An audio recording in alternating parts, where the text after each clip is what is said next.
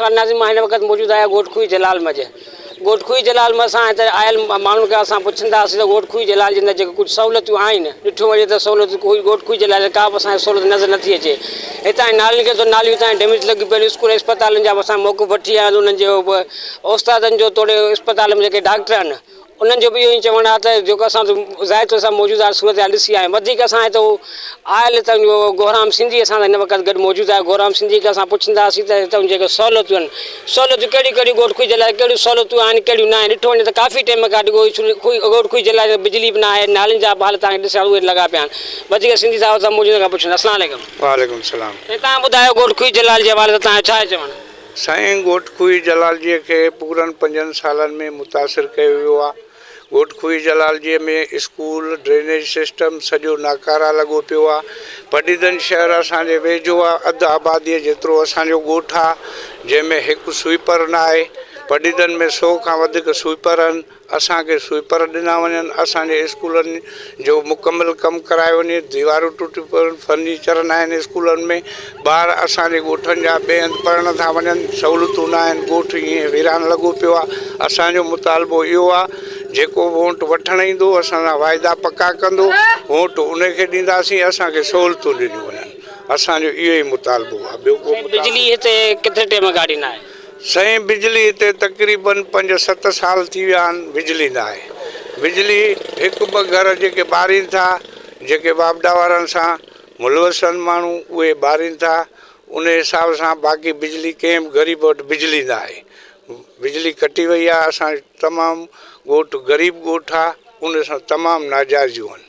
बाक़ी वोट वठण लाइ चवंदा असां हमेशह पीपल्स पार्टीअ खे वोट ॾिना आहिनि ऐं ॾींदासीं बि, पर असांजो मुतालबो इहो आहे बिलाल भुट्टो ज़रदारी साहिब सां त बाबा असांखे 50 साल खां असां बुनियादी पार्टीअ जा माण्हू असांखे का बि सहूलियत नथी ॾिनी वञे। वोटनि वठण महिल चवंदा वारा अचो वारो कयो, बिल्कुलु ॾींदासीं, वोट ॾींदासीं, वोट शहीद भुट्टो खे ॾींदड़ रहूं ऐं सॼी उमिरि ॾींदा रहंदासीं। पर असांजा मुतालबा जॾहिं मंज़ूरु कया विया, असांजा मुतालबा न मंज़ूरु कया, पोइ सभु कंहिंजी मर्ज़ी आहे। गोटखुई जलाल जे अंदरि चेयरमैन सदर आहे मंसूर साहब, उन खां अलावा ॿियनि साहब अचनि वेठा, वर्किंग कनि वेठा, तव्हां उनखे छा मैसेज ॾींदव? साईं उहे ईअं आहे त जेके वर्किंग असांजे यूसीए जो सदर जा असांजा ॿिया मौजूदु आहिनि, वर्किंग ईअं था कराइनि, ओॾी महिल ओचितो था अचनि, बसि पाण में 2-3 ॼणा वेही बंगले में चांहियूं पियो हलियो था वञनि। असां आवाम खे त कंहिं कोन घुरायो आहे, कंहिं पाड़े वारे खे त कोन घुरायो आहे त बाबा अचो हीअ आया आहिनि, हिननि खे छा चऊं, छा रद्द अमल कयूं। तंहिंजे बावजूदि बि असां उन्हनि सां गॾु ऐं जेको उन्हनि जी मर्ज़ी आहे उहो पंहिंजो हिसाबु रखनि। तव्हां गोटखुई जलाल जे माण्हुनि खे छा मैसेज छा पैगाम ॾियणु चाहींदो? असां गोटखुई जलाल जे माण्हुनि खे इहो पैगाम ॾियणंदासीं त बाबा हिकिड़ी ॻाल्हि इहा आहे त तव्हां हिकु प्लेटफार्म ते हलो ऐं वोट उनखे ॾियो जेको असांजा मुतालबा मञे, मंज़ूरु करे। वोट सॼो ॻोठु ॾे, हर माण्हू ॾे ऐं माण्हू लिफ्ट हुजे 5 माण्हुनि खे ॿियनि जा कम ई न थियनि, सभु को पंहिंजी मर्ज़ी हलाए। वोटनि जे टाइम ते चवनि बाबा हाणे गॾु था थियूं, हाणे बिरादरियूं था कयूं, पोइ बिरादरियूं करे वरी फिरियो था वञनि।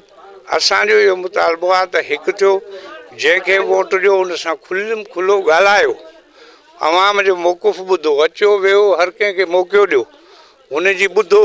बाक़ी ईअं न आहे तव्हां 5 ॼणा पाण में वेहो मीटिंगूं कयो, लिखता वेंदा हुआ वोट मिलंदा। वोट ईअं न मिलंदो, वोट तॾहिं मिलंदो जॾहिं हेॾी ॿोॾ में ग़रीबनि सां हेॾो वेलो हो त को MP MNA असांजे ॻोठ में न आयो।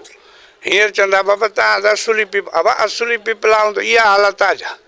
हुनजो को तदारक कयो, तव्हां बोर्ड में ॿुधायो MP MNA तव्हां आया हुजो, तव्हां कुझु बांधियो हुजे त पोइ चऊं। बाक़ी इहा बांड न आहे त जेको वर्कर थी वियो या सुठो तव्हांजो उनखे मिलियो, उनजी मर्ज़ी आहे, जंहिंखे ॾिनई न ॾिनई, वोट सभिनि खां वठिणो आहे। सो मुंहिंजा पहिरीं ईअं वोट कंहिंखे कोन मिलंदो।